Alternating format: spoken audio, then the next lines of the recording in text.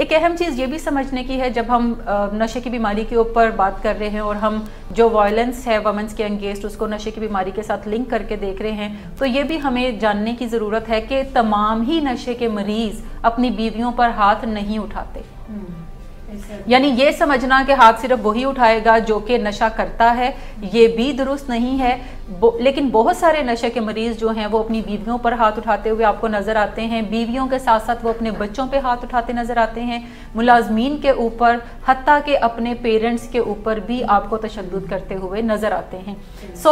शराब की बीमारी या नशे की बीमारी कोई और चीज़ है, उसके साथ मारपीट का रवैया ये शराब की बीमारी के साथ लिंक्ड नहीं है। ये एक सेपरेट रवैया है जिसको आगे चल के सेपरेटली डील करने की ज़रूरत होती है। बिल्कुल वैसे ही कि शराब की बीमारी के दौरान कोई पेशेंट चोरी करना सीख लेता है तो फिर आगे चल के चोरी वाली जो हैबिट है उसको सेपरेटली डील करने की ज़रूरत है। शराब की बीमारी के दौरान या नशे की बीमारी के दौरान अगर कोई शख्स झूठ बहुत बोलना सीख लेता है तो फिर आगे चल के जब वो रिकवरी में है तो इसका मतलब ये नहीं है कि वो अब सच ही बोलेगा। चांसेस हैं कि वो झूठ काफ़ी इस्तेमाल करेगा, लेकिन आपको उन्हें टाइम टू टाइम डील करने की ज़रूरत है ताकि वो इन बुरे रवैयों से भी हट जाए। अच्छा, फैमिली ऐसे बहुत सारे रवैयों को अपने पेशेंट के अंदर आइडेंटिफाई कर सकती है जो कि आगे चल के उन्हें तशद्दुद की तरफ लेकर उनके मरीज़ को जाएंगे। इसको अगर हम कहें कि अपने रेड फ्लैग्स को आइडेंटिफाई करना शुरू कर दें कि आपका मरीज़ जब आता है तो वो क्या बात करता है, फिर आप उसके जवाब में क्या बात करते हैं, फिर मरीज़ आगे से क्या आर्गूमेंट पेश करता है उसके जवाब में आप कोई आर्गूमेंट देते हैं, और फिर ग्रेजुअली ये चेन जो है ये किसी हाथापाई तक जाकर रुकती है या गालम गलोच के ऊपर जाके ख़त्म होती है। बुनियादी चीज़ ये समझने की है कि गुस्सा अचानक नहीं आता। बहुत सारी फैमिली मेम्बर्स ये कहते हैं कि बस मैंने तो कुछ भी नहीं कहा, ये आया अचानक भड़क उठा और इसने मुझे मारना शुरू कर दिया। गुस्सा ऐसे आउटब्रस्ट अपना नहीं देता, बल्कि गुस्से को आप यूँ कंसिडर करें कि जैसे कोई चाय की केतली आप चूल्हे के ऊपर रखते हैं और उसमें ठंडा पानी डालते हैं। जब वो थोड़ा सेक लगेगा तो पानी बॉयल होना शुरू होगा, ग्रेजुअली आपको उसमें से बबल्स निकलते हुए दिखाई देंगे, और फिर अगर आपने उसके ऊपर ढक्कन रखा हुआ है तो वो ढक्कन जो है वो थोड़ा थोड़ा हिलना शुरू हो। आज ख़ास तौर पर इस प्रोग्राम का जो मौजू हमने मुंतखब किया है ये international day against women violence से मुतासिर होकर हमने ये मौजू मुंतखब किया गया है। जी हाँ, दुनिया भर में ऐसी तकरीबात का आगाज़ हो चुका है जो कि 16 रोज़ पर मुश्तमिल है, जिसमें ऐसी ख़वातीन के हक़ में तकरीबात मुनक्किद की जा रही हैं जिनके ऊपर किसी न किसी तौर पर तशद्दुद जो है वो रवा रखा जाता है। ये दिन जो दुनिया में मनाए जाते हैं ये 24 नवंबर से लेकर 10 दिसंबर तक मनाया जाता है, और इसी हवाले से आज हम आपको साइंसी मदद भी फराहम करेंगे। और रूटीन के मुताबिक मुझे यहाँ पर माहिर के तौर पर ज्वाइन किया है मैडम उस्मा सदाकत ने। अस्सलाम वालेकुम। वालेकुम अस्सलाम। कैसी हैं? बिल्कुल हैरियत से। आज के मौजू की मुनासबत से मैं चाहूँगी आप भी 2 लफ्ज़ हमारे नाजरीन को बताएं। बिल्कुल जी, जब हमने ये सब्जेक्ट जो है मुंतहिब किया तो उसके पीछे बेसिकली ख़वातीन को एम्पावर करना और सपोर्ट फ्राहम करना था, उन ख़वातीन को ख़ास तौर पर जिन्हें घर में किसी न किसी तरह के तशद्दुद का सामना है। और चूँकि ये 16 डेज़ का एक कैंपेन है जो कि वायलेंस अगेंस्ट वुमेन के ऊपर है, तो हम भी ख़वातीन हैं जो हम चाहेंगे कि ऐसी ख़वातीन की मदद करें जो कि किसी न किसी हवाले से तशद्दुद का शिकार होती हैं और हो रही हैं। ख़ास तौर पर मैं यहाँ पे बात करना चाहूँगी उन ख़वातीन की जो जिनके पास कोई ना कोई नशे का मरीज़ भी है, क्योंकि जहाँ पर नशे का मरीज़ होता है वहाँ पे तशद्दुद के जो असरात हैं वो थोड़े बढ़ जाते हैं, बिकॉज़ कोई ना कोई पीछे केमिकल चल रहा होता है किसी शख्स के बॉडी के अंदर जो कि उसको ज़्यादा गुस्सीला बनाता है और उसको ज़्यादा हाइपर एक्टिव करता है। ऐसी सूरत में अगर कोई आर्गूमेंट घर वालों के साथ होता है तो वहाँ पे तशद्दुद जो है वो भी फिर असरअंदाज होता हुआ नज़र आता है। ख़ास तौर पे देखा गया है कि वायलेंस जो है वो अगेंस्ट वाइफ्स बहुत ज़्यादा देखा गया है। ख़ास तौर पे एडिक्शन डिजीज़ में मरीज़ जो है वो अपने स्पाउसल रिलेशनशिप में बहुत ज़्यादा एग्रेसिव नज़र आता है। ये एक इससे पहले कि मैं आपसे इसकी मज़ीद डेप्थ में वजह पूछूँ, मैं चाहती हूँ कि आप एलैबोरेट करें कि वायलेंस आखिर कहते किसे हैं। यानी हमारे कल्चर में तो वायलेंस से मुराद यही है कि कोई मार धाड़ की जाए, कोई किसी को ज़ख्मी कर दिया जाए या मारपीट ही की जाए। वायलेंस किस किस्म का रवैया जो है, इसके पीछे रवैये कौन से हैं? अच्छा, हमारे कल्चर में वायलेंस को कोई बड़ी आम सी बात समझी जाती है और बहुत सारे घरों कि नॉर्म में वायलेंस शामिल होता है, हमारी सोसाइटी का हिस्सा भी समझा जाता है कि वायलेंस हमारी सोसाइटी का भी कोई हिस्सा है। अगर आपको अपने घर के इर्द गिर्द कोई शख्स अपनी बीवी को मारता हुआ नज़र आता है तो आप उसको बुरा ज़रूर समझते हैं, लेकिन आपको ये ख्याल नहीं आता कि आप जाके उससे बातचीत करें और इसको इस चीज़ पे बुरा भला कहें या मना करें। आपको लगता है कि चूंकि उसकी वाइफ है सो उसका राइट है कि वो मार भी सकता है। आपको ये सुन के बड़ी हैरत होगी कि पाकिस्तान में कोई ऐसा एक्ट नहीं है जो उन ख़वातीन को महफूज कर सके जो कि किसी न किसी तौर पर अपने घरों में तशद्दुद का सामना करती हैं। 2010 में आसिफ जरदारी साहब की गवर्नमेंट ने एक बिल पास करने की कोशिश की जो कि बेसिकली उन ख़वातीन को कानूनी हक मुहैया करता था जो कि ख़वातीन वायलेंस का घरों में शिकार हो रही थी। उस बिल को काफ़ी अपोज किया गया और वो बिल अनफॉर्चुनेटली पास नहीं हो सका। फिर मुस्लिम लीग की गवर्नमेंट ने 2016 में इसकी कोशिश अगेन की कि कोई ऐसा बिल पास किया जाए जहाँ पे ख़वातीन को कोई ऐसे कानूनी हक फराहम किए जा सकें कि जब वो तशद्दुद का सामना करें तो वो क्या कर सकती हैं। उसमें उन्होंने ये भी मेंशन किया कि ऐसे तमाम अफराद जो कि अपनी बीवियों के ऊपर तशद्दुद करते हैं उनको कोई एक ब्रेसलेट सा पहना दिया जाएगा ताकि जो कानून है वो वॉच कर सके कि ये लोग अपने घरों के करीब नहीं हैं, या अगर घर में हैं तो ये खातून को डेंजर के अंदर नहीं लेकर जा रही या खातून कोई डेंजर जोन के अंदर नहीं है। इसके साथ साथ ये भी तय किया गया कि अगर कोई शख्स अपनी बीवी को मारता है और बीवी उसको रिपोर्ट करती है पुलिस में तो उस शख्स को 6 माह की कैद होगी और साथ में उसको कुछ जुर्माना भी देना पड़ेगा जो कि तकरीबन 100,000 तकरीबन 1 लाख का जुर्माना बनता है। बट बहुत सारी जो इस्लामी तंजीमात हैं उन्होंने इस बिल को अपोज किया और ये बिल अभी तक पास गवर्नमेंट से नहीं हो सका, यानी ये बिल जो है एक कानून की शक्ल इख्तियार नहीं कर सका क्योंकि जो इस्लामी मूवमेंट के लोग थे उनका कहना ये है कि अगर ये बिल पास हुआ तो ये रिलीजन के अंगेंस्ट जाएगा और चूंकि हमारा आइन ये कहता है कि कोई भी ऐसा कानून नहीं बन सकता जो कि इस्लामी रवायात के या इस्लामी कवानीन के मुनाफी हो। सो इस बिल को भी अपोज किया गया और इसको पास नहीं होने दिया गया। जो इस्लामी तंजीमात हैं उनके मुताबिक इस्लाम में ये भी है कि अगर कोई खातून जो है वो कुछ गड़बड़ करती है तो उसका मर्द उसको पोलाइटली हिट करने की एबिलिटी रखता है और ये एबिलिटी उसको इस्लाम देता है। बिल्कुल। और पिछले दिनों काफ़ी एक तमस्खर सा भी बन गया था जिसमें किसी मुफ्ती ने ये भी फतवा दिया था कि बीवी को मार लिया जाए मगर इतना कि हड्डी ना टूटे। हाँ। बहुत सारे क्राइम्स भी हुए, यानी ये जो पोलाइटली हिट करने का है इसको हर एक शख्स ने अपने ही मुताबिक इंटरप्रेट किया और उसकी मुख्तलिफ तौजीहात पेश की। लेकिन अफसोसनाक बात यह है कि ये कानून नहीं बन सका। ये जो बिल था जहाँ पे ऐसी ख़वातीन को प्रोटेक्शन हासिल हो जाती जो किसी न किसी तरह से घरेलू तशद्दुद का जिन्हें सामना करना पड़ता है, कानून के पास अब ऐसी कोई रियायत नहीं है जो कि वो उन ख़वातीन को दे सके और उनको प्रोटेक्ट करने के लिए कुछ कर सकें। सो अगर मैं ये कहूँ कि मारना जो है ये बकौल कुछ लोगों के ये हमारे रिलीजन में भी है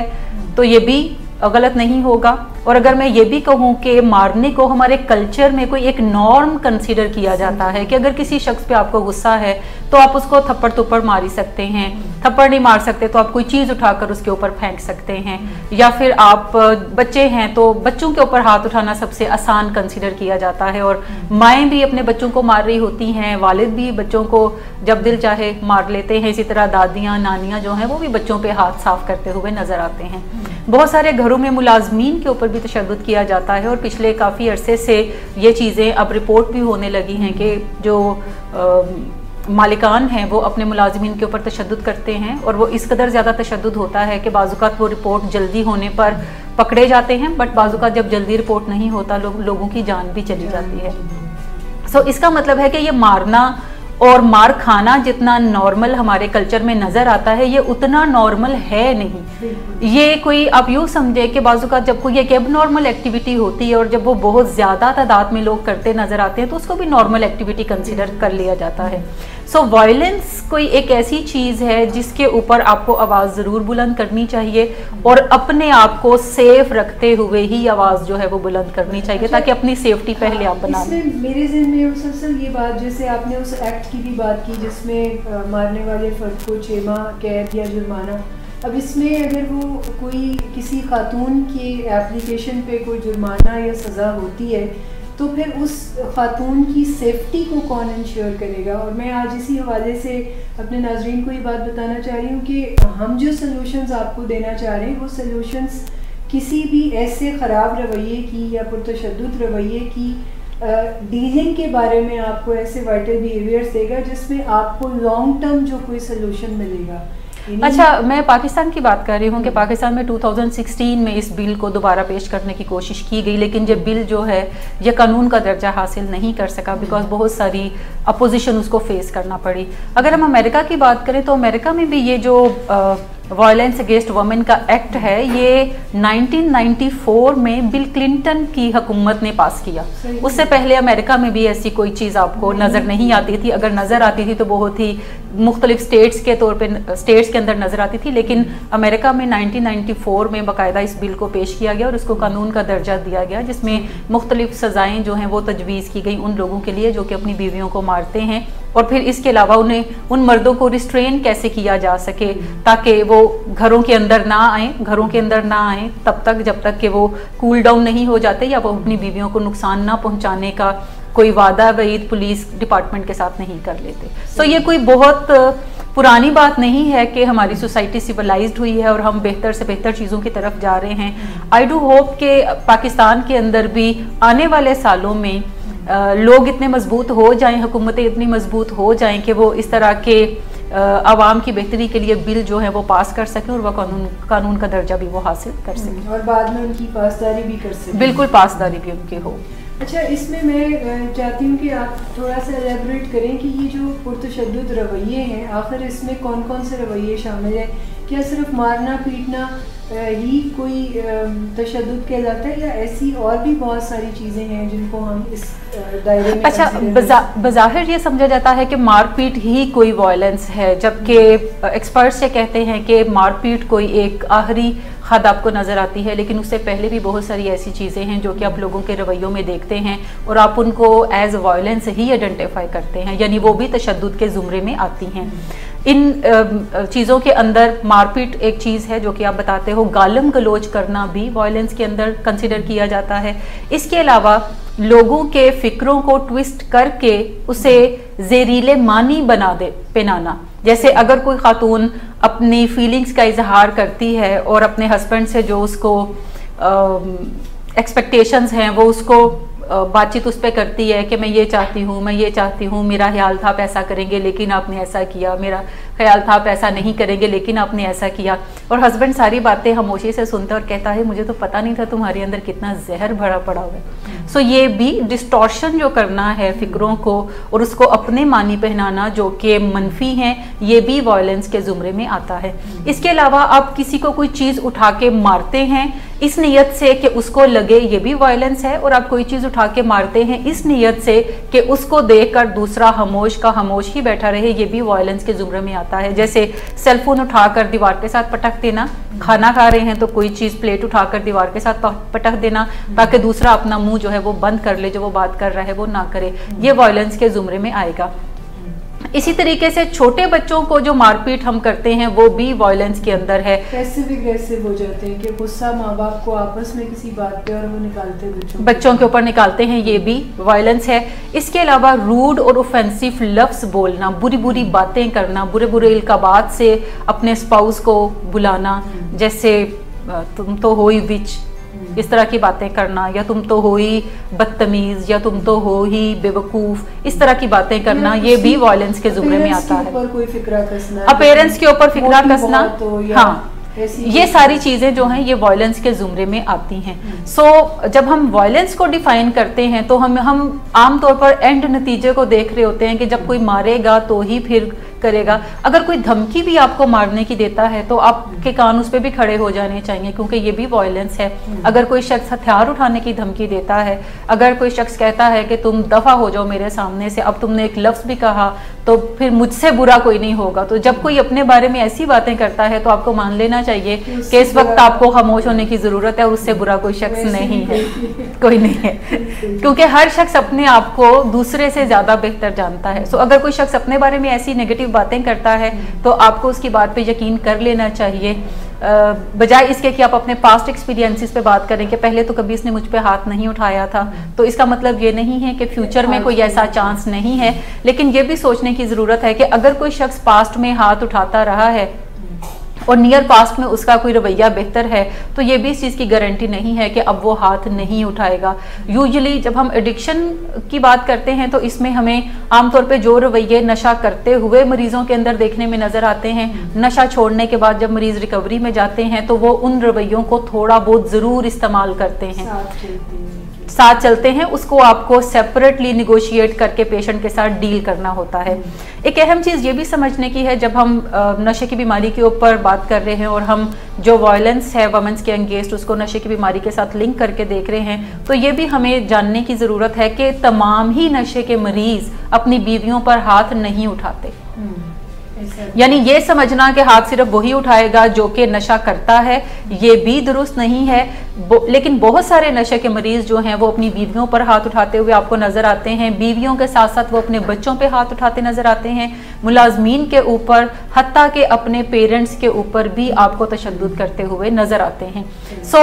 शराब की बीमारी या नशे की बीमारी कोई और चीज़ है, उसके साथ मारपीट का रवैया ये शराब की बीमारी के साथ लिंक्ड नहीं है, ये एक सेपरेट रवैया है जिसको आगे चल के सेपरेटली डील करने की ज़रूरत होती है। बिल्कुल वैसे ही कि शराब की बीमारी के दौरान कोई पेशेंट चोरी करना सीख लेता है तो फिर आगे चल के चोरी वाली जो हैबिट है उसको सेपरेटली डील करने की ज़रूरत है। शराब की बीमारी के दौरान या नशे की बीमारी के दौरान अगर कोई शख्स झूठ बहुत बोलना सीख लेता है तो फिर आगे चल के जब वो रिकवरी में है तो इसका मतलब ये नहीं है कि वो अब सच ही बोलेगा, चांसेस हैं कि वो झूठ काफ़ी इस्तेमाल करेगा, लेकिन आपको उन्हें टाइम टू टाइम डील करने की ज़रूरत है ताकि वो इन बुरे रवैयों से भी हट जाए। बिल्कुल ऐसे जैसे शराब की बीमारी के दौरान अगर आपको लिवर की कोई प्रॉब्लम हो जाती है तो आपको शराब की बीमारी को डील करने के साथ साथ लिवर की बीमारी को भी डील करना। बहुत अच्छी एग्जांपल आपने ये दी कि कोई एक बीमारी जब है तो उसके साथ साइमल्टेनियसली बाजुकात और मसाइल भी दरपेश होते हैं जो कि फिजिकल इन नेचर होते हैं। इसी तरह जब हम साइकोलॉजिकल बीमारियों को देखते हैं या न्यूरोलॉजिकल बीमारियों को देखते हैं या जिस्मानी बीमारियों को देखते हैं तो उसके साथ बहुत सारे और नफ्सियाती मसाइल भी जुड़े होते हैं जिन्हें आपको उस बीमारी से हटकर सेपरेटली डील करने की ज़रूरत होती है। बिल्कुल ऐसी है। अच्छा मैडम, इसमें मैं आपसे ये पूछना चाहती हूँ, अमूमन ऐसा होता है फैमिलीज़ में, ख़ासतौर पे जहाँ पर कोई एडिक्शन का मरीज़ भी है, वहाँ देखा गया है कि वहाँ पर सभी लोग एक जज्बात की आला सतह पर पाए जाते हैं क्योंकि एक ऐसी चीज़ को वो डील कर रहे होते हैं जो उससे पहले उन्होंने कभी देखी नहीं होती और उनकी बस से बाहर होता है, तो बहुत ज़्यादा फ्रस्ट्रेशन बहुत हाई होती है और बहुत सारी ऐसी बहसें घर में होती रहती हैं जिन बहसों का अंजाम जो है वो काफ़ी ख़राब होता है, यानी तशद्दुद पे जाके वो एंड होती हैं। तो फैमिली को ऐसे मैं चाहती हूँ कोई रिकग्निशन का कोई स्केल दें, कैसे पता चले कि जो गुफ्तगू अभी हो रही है इस गुफ्तगू का अंजाम क्या होगा, कोई शनाख्त उन्हें बिफोर टाइम हो सकती है? अच्छा, फैमिली ऐसे बहुत सारे रवैयों को अपने पेशेंट के अंदर आइडेंटिफाई कर सकती है जो कि आगे चल के उन्हें तशद्दुद की तरफ लेकर उनके मरीज़ को जाएंगे। इसको अगर हम कहें कि अपने रेड फ्लैग्स को आइडेंटिफाई करना शुरू कर दें कि आपका मरीज़ जब आता है तो वो क्या बात करता है, फिर आप उसके जवाब में क्या बात करते हैं, फिर मरीज़ आगे से क्या आर्गूमेंट पेश करता है, उसके जवाब में आप कोई आर्गूमेंट देते हैं और फिर ग्रेजुअली ये चेंज जो है ये किसी हाथापाई तक जाकर रुकती है या गालम गलोच के ऊपर जाके ख़त्म होती है। बुनियादी चीज़ ये समझने की है कि गुस्सा अचानक नहीं आता। बहुत सारी फैमिली मेम्बर्स ये कहते हैं कि बस मैंने तो कुछ भी नहीं कहा, ये आया अचानक भड़क उठा और इसने मुझे मारना शुरू कर दिया। गुस्सा ऐसे आउटब्रस्ट अपना नहीं देता, बल्कि गुस्से को आप यूँ कंसिडर करें कि जैसे कोई चाय की केतली आप चूल्हे के ऊपर रखते हैं और उसमें ठंडा पानी डालते हैं, जब वो थोड़ा सेक लगेगा तो पानी बॉयल होना शुरू होगा, ग्रेजुअली आपको उसमें से बबल्स निकलते हुए दिखाई देंगे और फिर अगर आपने उसके ऊपर ढक्कन रखा हुआ है तो वो ढक्कन जो है वो थोड़ा थोड़ा हिलना शुरू होगा, जिसका मतलब यह है कि पानी काफ़ी गर्म हो चुका है और अगर आप फिर भी तवज्जो नहीं देंगे तो फिर ढक्कन भी उठकर अचानक पीछे गिरेगा, बिकॉज अंदर स्टीम इस कदर ज़्यादा जो है वो जमा हो चुकी है। गुस्सा भी ऐसे ही है कि पहले किसी चीज से शुरू होता है, फिर थोड़ा थोड़ा करके वो बढ़ना शुरू होता है और फिर अचानक उसका आउटब्रस्ट नजर आता है। अमूमन ये सारा अमल जो है, चाय बनाने में हमें फिर भी कोई 5-6 मिनट लग जाते हैं, लेकिन जब हम किसी एंगर के एपिसोड को ऑब्जर्व करते हैं तो अमूमन ये सारा अमल सेकंड्स का या मिनट्स का खेल होता है। विद इन 1 मिनट आप लावा पीछे उबल रहा होता है ना, आप पॉइंट 1 से पॉइंट 10 के ऊपर 1 मिनट के अंदर अंदर चले जाते हैं। लेकिन यूजुअली फैमिली मेंबर्स उन तमाम रेड फ्लैग्स को देखने में नाकाम रहते हैं, जिसको आइडेंटिफाई करके वो पॉइंट 1 पे रुक सकते हैं या पॉइंट 2 पे रुक सकते हैं या पॉइंट 3 पे कुछ ऐसा कर सकते हैं जिससे गुस्सा जो है वो थोड़ा मैनेज होने की तरफ जाए या वो वहां से हट जाए, ताकि उनके ऊपर मजीद जो आउटब्रस्ट है उस गुस्से का वो ना हो। ये बिल्कुल ऐसे ही है कि जैसे जब चूंकि हम भी उस सिचुएशन के अंदर इन्वॉल्व होते हैं पेशेंट के साथ, तो हमारे लिए ये देखना कि मैं क्या कर रहा हूं और वो क्या कर रहा है, ये थोड़ा मुश्किल काम है। ये बिल्कुल ऐसे ही है कि जैसे आप अपने घर के सेहन में ये देखें खड़े होकर कि जमीन गोल है या स्क्वायर है। अगर आप जमीन की शेप को देखना चाहते हैं तो उसके लिए आपको एक खास डिस्टेंस पे जाना पड़ता है, तभी आप देख सकते हैं कि जमीन गोल है या जमीन स्क्वायर है। सो इसी तरीके से अगर आप अपने पेशेंट के रेड फ्लैग आइडेंटिफाई करना चाहते हैं तो वो टाइम बेहतर नहीं है जब आप भी गुस्से में हैं और आपका मरीज भी गुस्से में है, आप दोनों आर्गुमेंट्स के अंदर हैं और आप आइडेंटिफाई करने की कोशिश कर रहे हैं कि अच्छा इसको ये नहीं करना चाहिए था, इसको ये नहीं कहना चाहिए था, इसने मुझे ये कह दिया और मुझे गुस्सा आया, अब जरूर मैं अभी कोई बात कहने की तरफ जाऊं। बल्कि इस चीज़ को उस वक्त आइडेंटिफाई करने की ज़रूरत है जब अभी कोई ताज़ा गुस्से का एपिसोड नहीं हुआ और कोई ताज़ा बुरी बुरी बातें आपको सुनने को नहीं मिली या कोई ताज़ा अभी मार पिटाई नहीं हुई। सो आप आराम से बैठ जाएं, तहम्मुल से कोई कॉपी पेंसिल लें और लिखना शुरू करें कि पिछले 6 माह के अंदर आपके मरीज ने क्या आपके ऊपर कोई चीजें फेंकी हैं। नंबर 2, लिखना शुरू करें कि क्या आपके मरीज ने आपके साथ गालम गलोच किया है या आपको बुरे बुरे नामों से बुलाया है। लास्ट 6 मंथ का आप ट्रैक इकट्ठा करना शुरू करें उसका, और ये भी साथ लिखना शुरू करें कि ऐसा कितनी दफा हुआ। फर्ज करें कि आपको कोई 2 दर्जन के करीब आपके मरीज ने रूड और ऑफेंसिव वर्ड्स जो हैं वो बोले हैं या बुरे बुरे नामों से आपको पुकारा है, तो आप लिख लें कि ये काम 2 दर्जन टाइम हुआ है। इसी तरीके से क्या आपके सामने आपके पेशेंट ने बच्चों को मारा है, कि मियाँ बीवी का आर्गुमेंट चल रहा है, दरमियान में कोई बच्चा अपने किसी काम से आता है और वो कहता है कि वो पापा आपने मेरा काम नहीं किया, तो वो बीवी को छोड़कर उस बच्चे को पकड़ लेगा और उसको मारना शुरू करेगा और कहेगा कि तुम्हें कितनी दफ़ा कहा है जब हम दोनों बातचीत कर रहे हो तो दरमियान में मत बोला करो। ये भी आपके हस्बैंड का एंगर है जो कि डाइवर्ट हुआ उसकी बच्चे की तरफ। सो इसको भी मेंशन करें कि ऐसा लास्ट 6 मंथ में कितने टाइम्स हुआ। जितने भी वायलेंस के फॉर्म्स आपको नजर आती हैं, जिस पे अभी हमने थोड़ी देर पहले बात की, उन तमाम को 1 बाय 1 आप नोट करना शुरू कर दें और ये लास्ट 6 मंथ का अपने पेशेंट का ट्रैक कलेक्ट करना शुरू करें। अहम बात ये नहीं कि एंड में आपके पास कोई 2 दर्जन रवैये निकलते हैं अपने मरीज के हवाले से जो कि आपको लगता है ये वायलेंस वाले रवैये हैं, या सिर्फ कोई 1 रवैया निकलता है।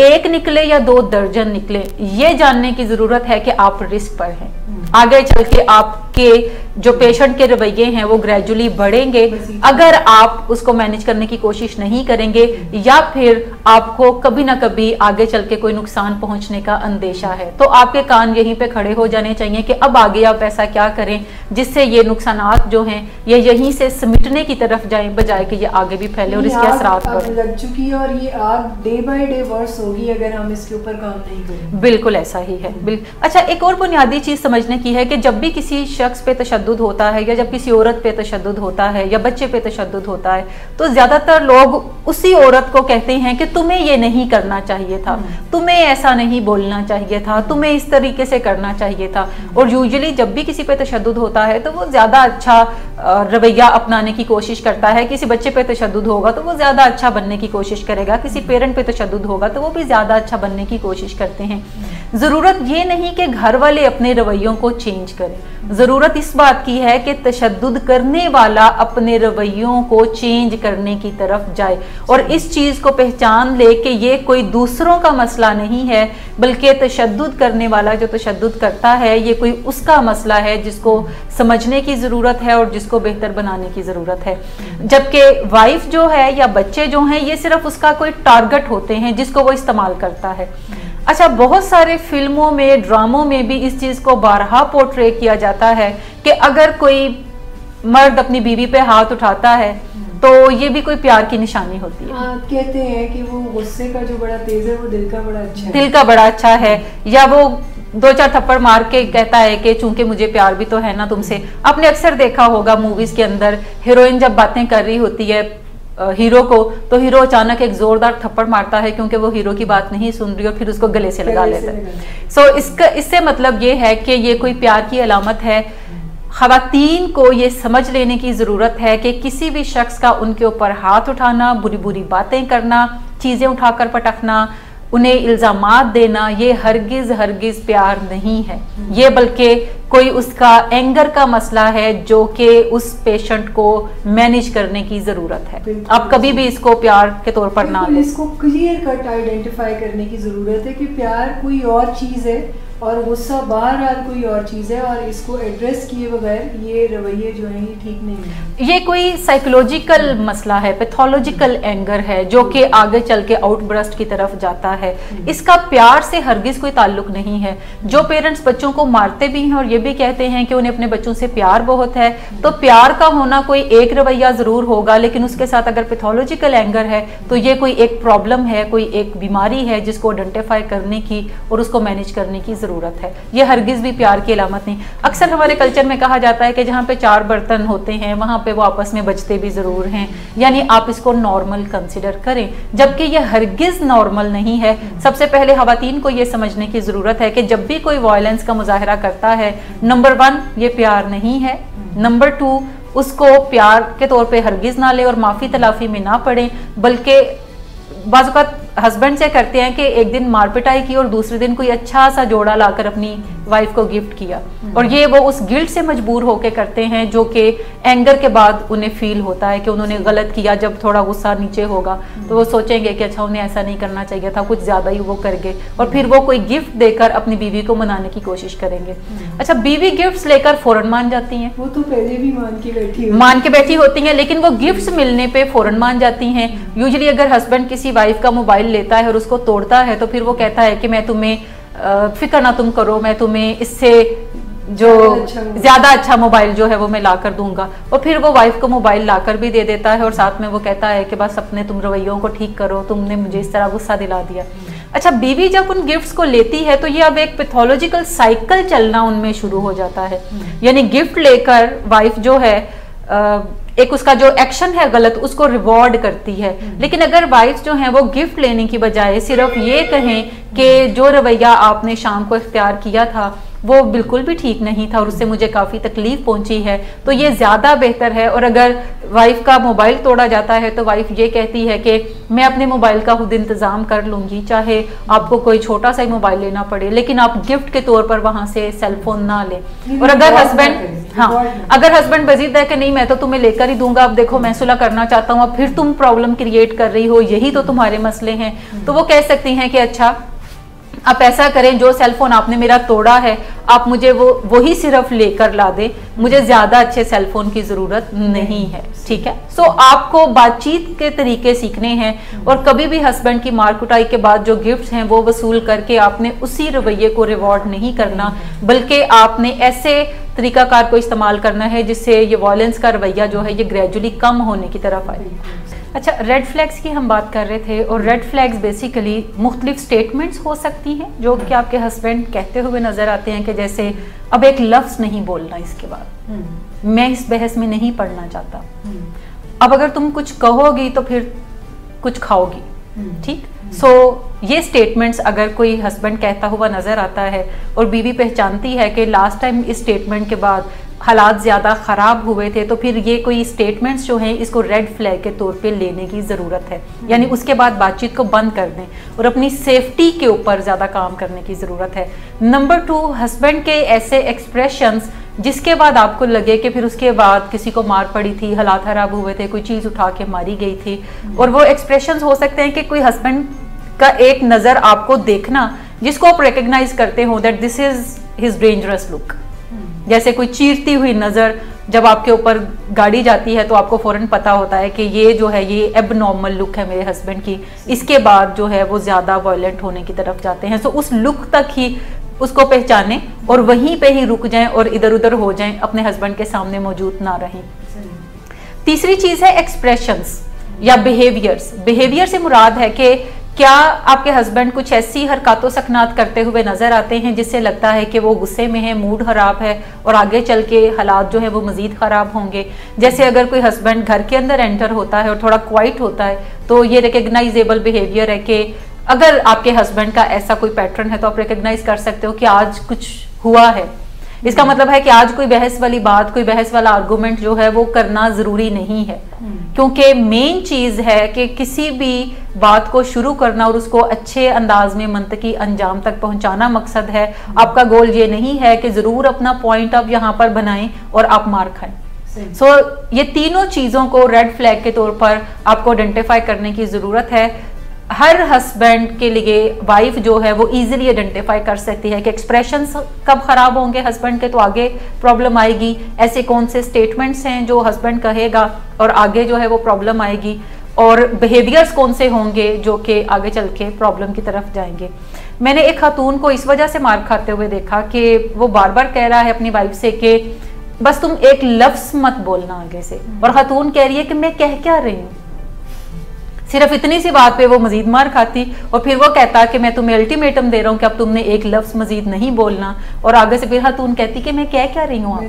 मैंने कहा क्या है। सो अपने पैटर्न्स को पहचानने की तरफ जाएं कि ऐसी कौन सी बातें हैं जो उसके बाद आपका हस्बैंड नहीं सुनेगा, और अगर आप मजीद कोई एक लफ्ज भी बोलेंगी तो फिर आगे से आपको मार जो है वो पड़ सकती है, या तशद्दुद की जो भी हमने किस्में डिफरेंट बयान की, आपको उसमें से कोई ना कोई फेस करना पड़ सकता है। सो एक तो रेड फ्लैग्स को पहचाने। जब भी वायलेंस की तरफ आपका हस्बैंड जाता है या घर के अंदर कोई भी फर्द है वो वायलेंस की तरफ जाता है तो हमेशा अपनी सेफ्टी को सबसे पहली प्रायोरिटी पे रखें।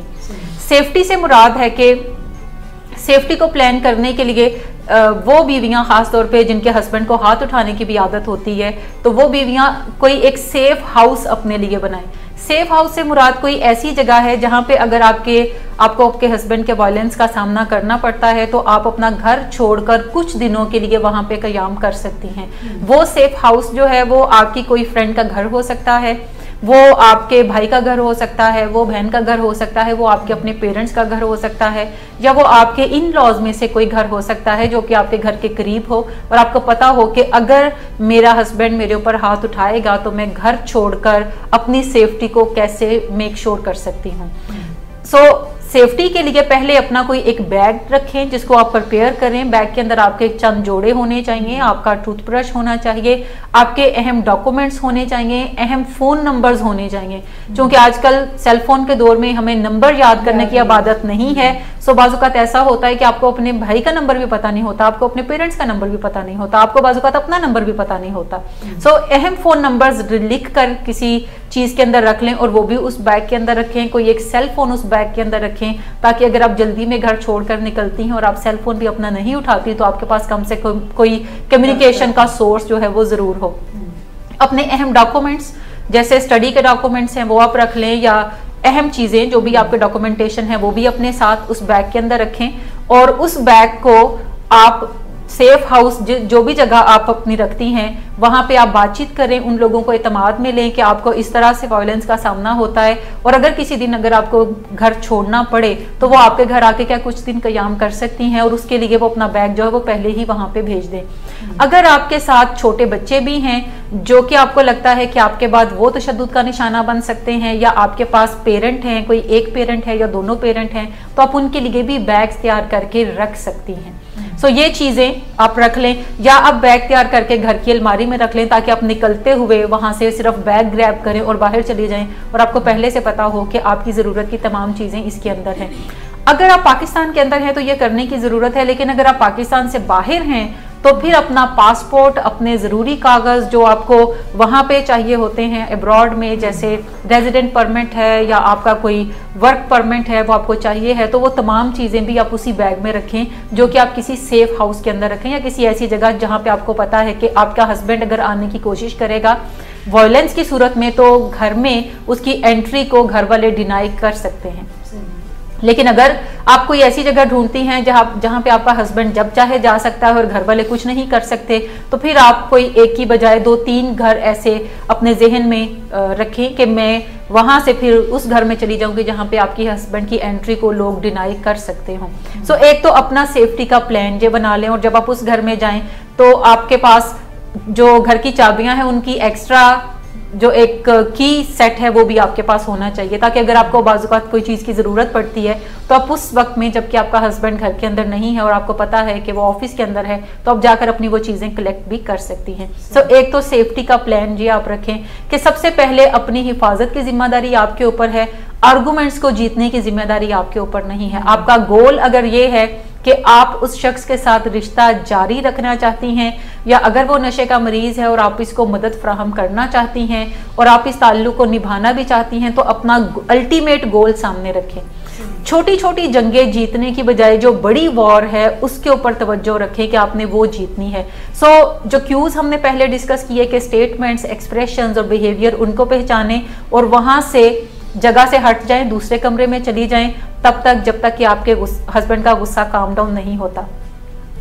अगली सुबह आप उठ के बातचीत को कर सकती हैं और बता सकती हैं कि कल जो उनका रवैया था वो ठीक नहीं था और आपको उससे काफ़ी तकलीफ पहुंची। एक रूल ऑफ थंब अपना लें कि अगर आपका मरीज नशा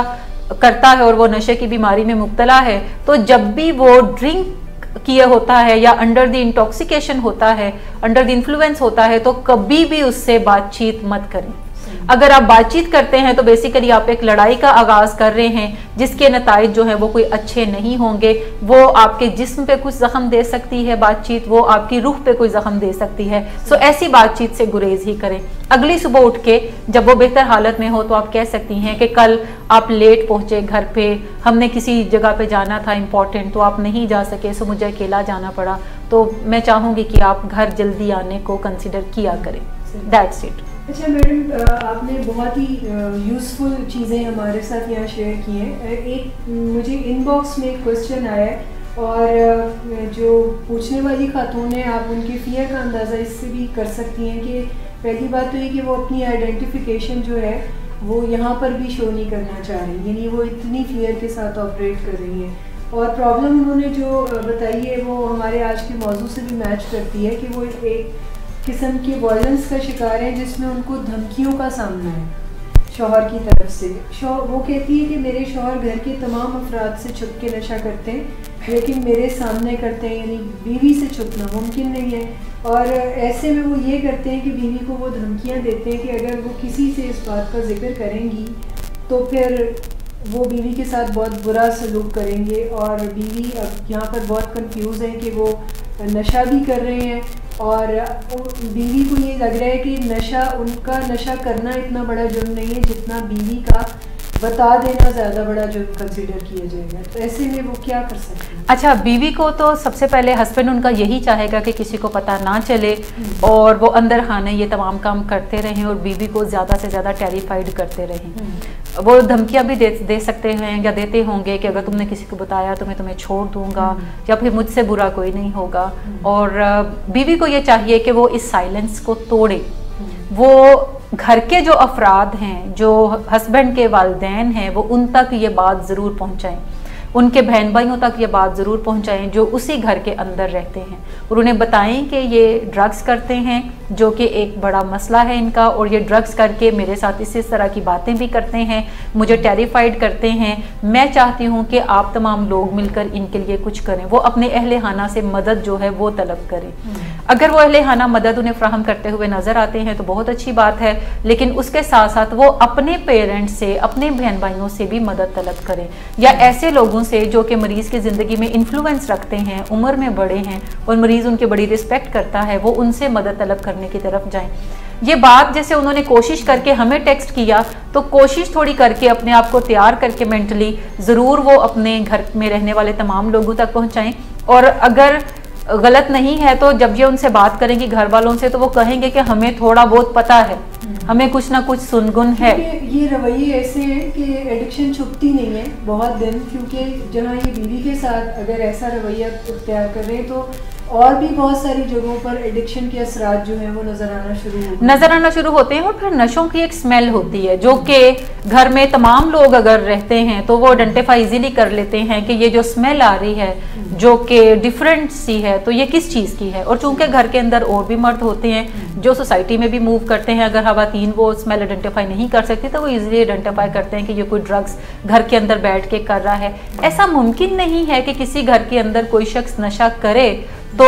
तमाम घर वालों के इल्म में ना हो, लेकिन लोग बात नहीं करते, लोग नशे को बड़ा मसला कंसिडर नहीं करते। और अगर नशा करके कोई मर्द अपनी बीवी के साथ चिक चिक भी करता है तो लोग ज्यादा यही समझते हैं कि बीवी शायद चिक चिक करती है इस वजह से ये नशा भी करता है। जरूर बीवी ने कुछ ऐसी फरमाइशें की होंगी जिसकी वजह से वो नशों की तरफ गया। सो घर वालों को भी एजुकेट करने की जरूरत है, अहले खाना से मदद तलब करें, उनके साथ जरूर शेयर करें कि आप किन हालात में से गुजर रही हैं, क्योंकि जैसे ही ये बात ओपन होगी मरीज अपने रवैये बदलने की तरफ जाएगा। लेकिन जब तक ये साइलेंस है तो तब तक मरीज फिर कुछ भी नहीं करने वाला। इसी तरीके से ऐसी बीवियां जिनके हस्बैंड उनके ऊपर तशद्दुद करते हैं लेकिन वो नशा नहीं करते तो उनकी फरमाइश भी यही होती है बीवियों को कि बताना नहीं, अगर मुझ किसी को पता चला तो फिर मुझसे बुरा फिर कोई नहीं होगा। सो ऐसी सूरत में भी बीवियों को जरूर चाहिए कि वो अपने इन लॉज से मदद तलब करें और अपने पेरेंट्स से मदद तलब करें या ऐसे दोस्तों से जो कि कॉमन फ्रेंड्स होते हैं या ऐसे लोगों से जो कि बुजुर्ग होते हैं और मरीज उनकी इज्जत करता हुआ या वो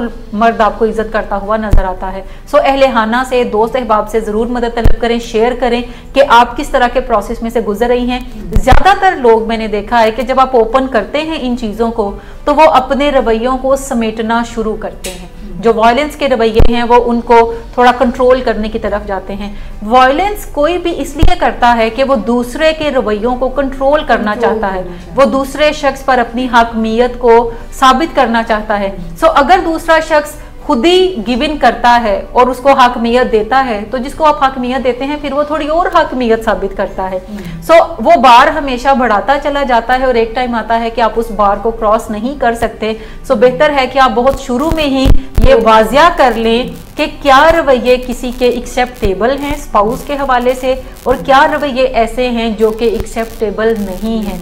कौन सी ऐसी चीज़ है जो कि आप ज़रूर अपने अहले खाना तक पहुंचाएंगे क्योंकि ये आप एक्सेप्ट नहीं करना चाहेंगे। अगर आप बहुत शुरू से ही ये चीज़ें तय करना शुरू कर लें तो फिर आपके लिए ज़्यादा आसानी हो जाती है जब एक्चुअल आपको उन सूरत हाल का सामना करना पड़ता है। लेकिन हमारे यहाँ जब भी शादियाँ होती हैं बच्चियों की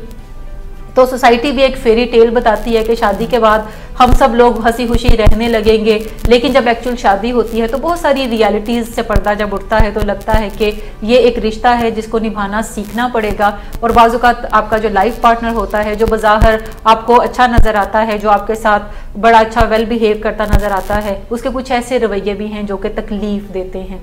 क्या वो आप तकलीफ़ को सह सकती हैं या फिर आपको ज़रूर उन रवैयों को रिपोर्ट करने की ज़रूरत है घर वालों के साथ, या फिर अगर कभी बात हद से बढ़ जाती है तो इस बात पे भी ज़रूर मेंटली प्रिपेयर रहें कि आपकी ज़िंदगी अहम है। फ़र्ज़ करें घर में अगर आपका हस्बैंड आप पे तशद्दुद कर रहा है और आपको अपनी जान बचाना मुश्किल हो रहा है तो घर छोड़कर बाहर निकल जाएं। सेफ हाउस अपने लिए आपने पहले ही आइडेंटिफाई किया है। अगर कुछ भी ऐसा नहीं है तो 15 पे कॉल करें। आपको पंजाब के अंदर 15 पे अगर आप कॉल करती हैं तो पुलिस फौरन पहुंचती है और वो आपको वहां से रेस्क्यू करने की तरफ जाती है। सो ऐसा कुछ ना कुछ कहीं ना कहीं पे ज़रूर होता है जिससे आप मदद ले सकते हैं। और ये जो पैथोलॉजिकल साइकिल है या विशियस साइकिल है मारने का और मार खाने का, आप इसको तोड़ सकते हैं और एक अच्छा रिश्ता जो है वो अच्छे टर्म्स के ऊपर निभाने की तरफ जा सकते हैं। और अगर आप सहने की तरफ भी आते हैं तो फिर आपको ये पता होना चाहिए कि अगर आप जितना भी सहते जाएंगे उस तशद्दुद को, वो डोज जो है वो डे बाय डे बढ़ती जाएगी। देखें, बुनियादी चीज़ ये समझने की है कि इंसान के अंदर जितना मार सहने की कैपेसिटी है या तकलीफ सहने की कैपेसिटी है, लोगों के अंदर उससे ज़्यादा तकलीफ देने की कैपेसिटी है और एबिलिटी है। सो ये मत ख्याल करें कि आप इस चीज़ को परमानेंटली लाइफ टाइम ही सहेंगी, कहीं ना कहीं आपको बात ओपन करनी पड़ेगी। सो आप पहले से ही तय कर लें कि किन रवैयों के साथ आप चल सकती हैं और किन रवैयों को आप एक्सेप्ट नहीं करेंगी और आप रिपोर्ट करेंगी घर वालों को या फ्रेंड्स को या फिर घर के बुजुर्ग को या फिर पुलिस को और आप उनसे मदद लेंगी। अच्छा मैडम, एक सवाल आतिफ सैफ साहब ने मुझसे पूछा है प्रोग्राम में, उन्होंने कमेंट किया था कि what about normal people, how they can control their temperament. तो इन्होंने बात तो यही की है, लेकिन नॉर्मल लोगों के बारे में जो कि आम पॉपुलेशन का देखें, जो नशे के मरीज होते हैं वो भी काफ़ी नॉर्मल लोग होते हैं। नफ्सियाती तौर पर उनके अंदर कोई ख़राबी नहीं होती, लेकिन नशे की बीमारी के अंदर वो बहुत सारे ऐसे रवैये सीखते हैं जो कि उनकी बीमारी को सपोर्ट करते हैं। But again I would say कि मारना या तशद्दुद करना ये सिर्फ उन्हीं लोगों का हासा नहीं है जो कि नशा करते हैं, बल्कि एक बड़ी तादाद उन लोगों की है जो कि नशा नहीं करते और किसी भी मर्ज में मुब्तला नहीं है, लेकिन वो भी अपनी बीवियों पे आपको तशद्दुद करते हुए नज़र आते हैं। सो जो भी तरीकाकार अपने टेम्पर को मैनेज करने के हम मरीजों को बताते हैं, ऐसे लोग जो कि मरीज नहीं हैं वो भी उन तरीकाकार से फ़ायदा उठा सकते हैं। मुझे ऐसे लगता है कि सैफ साहब दूसरे एंड से क्वेश्चन पूछ रहे हैं कि वो यानी अपने टेम्परामेंट को कंट्रोल करने के लिए फिर कौन सी टिप्स हैं। अभी तक हमने बातचीत ये की है कि हम ओपोनेंट को ये बता रहे हैं कि वो तशद्दुद से अपने आप को बचा कैसे सकता है, लेकिन हम इस हवाले से भी थोड़ा सा आप इनको मुख्तसर सा जवाब दे दें क्योंकि टाइम कम। अच्छा, कोई सेल्फ डिसिप्लिन हमें बनाने की ज़रूरत है कि अगर मैं हस्बैंड हूँ या अगर मैं वाइफ हूँ तो मैं किसी पे हाथ नहीं उठाऊंगा या उठाऊंगी। किसी से मुराद है बच्चे भी शामिल हैं, किसी से मुराद मुलाजमीन भी शामिल हैं। अगर आप बच्चों के साथ काइंड बिहेवियर रखते हैं, बच्चों को बुरी बुरी बातें नहीं कहते, इवन बहुत सादा से लफ्ज़ जिन्हें हम समझते हैं स्टूपिड, बदतमीज़, इस तरह की लेबल भी अगर हम नहीं देते तो फिर आगे वायलेंस की तरफ हम कभी भी नहीं जाएंगे। सो अपने लिए कोई रुकावटें खड़ी करना शुरू कर दें कि मुझे इससे क्रॉस नहीं करना, मुझे इस चीज़ से क्रॉस नहीं करना। मुझे याद है आज से चंद साल पहले मैं अपने रूम में थी और अचानक मुझे किसी बात पे गुस्सा आया और मेरा दिल चाहा कि मैं ये मोबाइल जो मेरे हाथ में था इसको मैं उठाऊं और मैं ज़ोर से सामने जो वार्डरोब है या कबर्ड है उसको मैं ज़ोर से मारूं। दूसरा ख्याल मुझे ये आया कि इससे होगा क्या, अगर मैं आज ये करूंगी तो फिर अगली दफ़ा मेरे लिए इसको करना ज़्यादा आसान हो जाएगा। सो आई स्टॉप माई सेल्फ कि मुझे ऐसा नहीं करना, और जो भी मुझे गुस्सा है मुझे उस पर बातचीत करने की ज़रूरत है और उसको अच्छे तरीके से मैनेज करने की ज़रूरत है। सो आपको कहीं पे अपने लिए खुद ही कोई रुकावट खड़ी करने की ज़रूरत है। आप अपने रवैयों को दूसरों से ज़्यादा पहचानते हैं। अगर आपको लगता है कि आप हाथ उठाते हैं तो आज से तय कर लें कि आपने हाथ नहीं उठाना। जैसे आजकल एक बीवी की मैं ट्रेनिंग कर रही हूँ अपने हस्बैंड के हवाले से। सो उनके साथ एक बात मैंने तय की एक सेशन के दौरान कि आज से तय कर लें कि आपके बच्चे जितना भी आपको तंग करेंगे आपने अपने बच्चों पे हाथ नहीं उठाना। बच्चे बहुत छोटे छोटे से हैं लेकिन वो फिर भी मारती हैं। दूसरा, जब उन्होंने मुझे बताया कोई 8-10 दिन के बाद कि मैं बच्चों पे हाथ अब नहीं उठाती, तो मैंने कहा अब ये तय कर लें कि आपने बच्चों को बुरी बुरी बातें नहीं कहनी। बुरी बुरी बातों से मुराद है बदतमीज़, तुम तो हो ही ऐसे, तुम तो हो ही नकम्मे। आपने ऐसी बातें भी बच्चों के साथ नहीं करनी। तीसरी चीज़ है कि अब आपने करना क्या है। सो आप अपने लिए कोई ऐसी रुकावटें खड़ी करें कि मैं क्या करता हूँ और क्या रवैये मुझे नहीं करने, और फिर बुरे बुरे लफ्ज़ भी मुझे दूसरों को नहीं कहने। मुलाजमीन के साथ भी मुझे काइंड रवैया ही रखना है। जब आप अपने कमज़ोर लोगों के साथ, जो आपके सामने कमज़ोर लोग होते हैं, जैसे बच्चे नातवा होते हैं, बीवी कमज़ोर है, इसी तरीके से मुलाजमीन जो कमज़ोर लोग हैं, कमज़ोर लोगों से मुराद वो नहीं जो कि फिजिकली कमज़ोर हैं, वो आपकी डिपेंडेंस के अंदर हैं, वो फाइनेंशियली स्ट्रांग नहीं है, फाइनेंशियली अपने लिए वो कुछ नहीं कर सकते, या अगर कर सकते हैं तो थोड़ा कर सकते हैं जिससे ज़िंदगी गुजारना उनके लिए मुमकिन नहीं, तो वो आपकी ऐसी बातें भी सहते हैं जो कि उनको पसंद नहीं आती। सो ये तय कर ले कि अपने से कमज़ोर लोगों के ऊपर आपने हाथ नहीं उठाना, आपने बुरी बुरी बातें नहीं उन्हें कहनी, और जब भी गुस्सा आए आप उठ के वॉक करना शुरू कर दें। आप 2 गिलास पानी के पी लें, आप 3 गिलास पानी के पी लें, आप कोई किताब उठाकर उसको पढ़ना शुरू कर दें। गुस्सा जो है वो आपके इमोशनल ब्रेन की एक्टिविटी को इंक्रीज करता है, लेकिन जब भी आप कोई अपने लॉजिकल ब्रेन की एक्टिविटी लाते हैं, कोई मैथमेटिक्स का सवाल हल करना शुरू कर देते हैं, कोई किताब पढ़ना शुरू कर देते हैं, या वक्ती तौर पर वो जगह छोड़कर बाहर चले जाते हैं और वॉक 10 मिनट की कर लेते हैं, तो आप लॉजिकल ब्रेन जब आपका ज़्यादा एक्टिव होगा तो इमोशनल ब्रेन फिर आपका लेस एक्टिव होना शुरू होगा। ये बिल्कुल ऐसे ही है कि जैसे आप बल्ब ऑन करती हैं तो नीचे करने से बल्ब ऑन होगा और ऊपर करने से बल्ब जो है वो ऑफ हो जाएगा। ऐसा मुमकिन नहीं है कि बल्ब का बटन भी ऊपर रहे और आपका गुस्सा भी रहे, यानी या तो आप गुस्से में होंगे या फिर आप रिलैक्स मोड में होंगे। और अगर आप काम एक्टिविटीज़ की तरफ ज़्यादा तवज्जो देते हैं तो फिर आपका एंगर के अंदर आने के चांसेस जो हैं वो कम से कम ही हो जाते हैं। एक और चीज़ तय कर लें कि अगर गुस्सा है किसी पे तो आप बातचीत कर लें। और अपने जज्बात का इजहार कर दें। आप कह सकते हैं कि आपने ये जो बात कही है उस पर मुझे बड़ा गुस्सा आ रहा है, या मैं तकलीफ में हूँ, या मैं काफ़ी डिसअपॉइंटेड हूँ। अगर आप इतनी बात कर लेते हैं और आप अपने गुस्से को बयान कर देते हैं, इजहार कर देते हैं, तो फिर उसके बाद वो पाइल अप नहीं होता। यूजुअली हम छोटी छोटी बातों का इजहार नहीं करते, जज्बात का इजहार नहीं करते, जब पाइल अप होना शुरू होता है तो फिर हम एक दिन आउटब्रस्ट करते हैं। और ये बिल्कुल ऐसे ही है कि जब आप इमोशनल बर्डन थोड़ा थोड़ा करके उठाते चले जाते हैं, फिर एक छटांक भी कोई रख देता है, तो वो पिछला सारा बर्डन जो है चूंकि आपके साथ है, अचानक आप कोलैप्स करने की तरफ जाएंगे। सो ये चंद चीजें हैं जो कि आप तय कर सकते हैं।